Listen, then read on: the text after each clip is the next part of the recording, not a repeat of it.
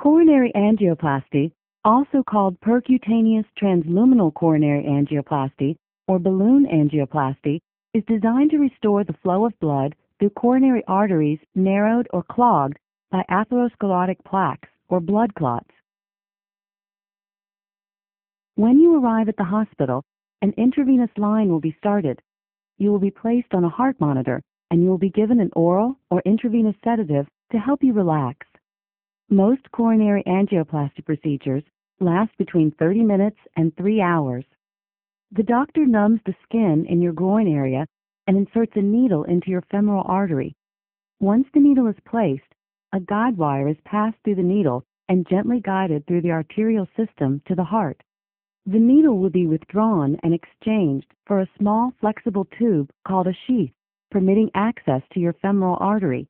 At this point, you will be given a blood thinner to reduce the risk of blood clots. Next, a soft, flexible catheter is slipped over the wire and threaded up to the heart. The procedure is monitored using a continuous X-ray imaging device called a fluoroscope. You may feel pressure as the wire and sheath are inserted through the groin and pushed through the artery, but you will not feel their movement inside your arteries.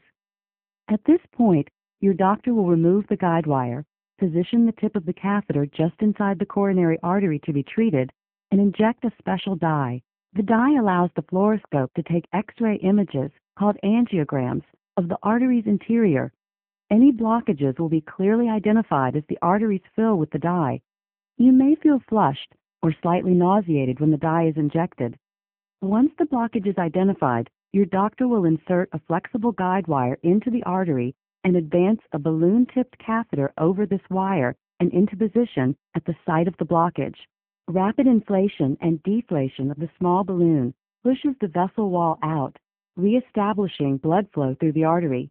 You may feel some chest pain while this is happening. The same procedure is repeated for each blockage being treated. Afterwards, your doctor will withdraw the deflated balloon and catheter from your arteries. Some patients will receive a coronary stent, which is a small tube made of wire mesh designed to prop open the artery once it has been treated. A collapsed stent is placed over the deflated balloon as it's moved into position. When the balloon is inflated, the stent expands and locks into place. After the balloon and catheter are withdrawn, the stent remains behind to hold the artery open permanently.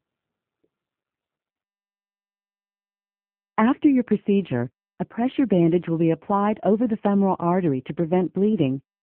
You will need to lie on your back for several hours, during which time you will be checked periodically for any signs of bleeding or chest pain. You may either be discharged home on the same day or after an overnight stay in the hospital.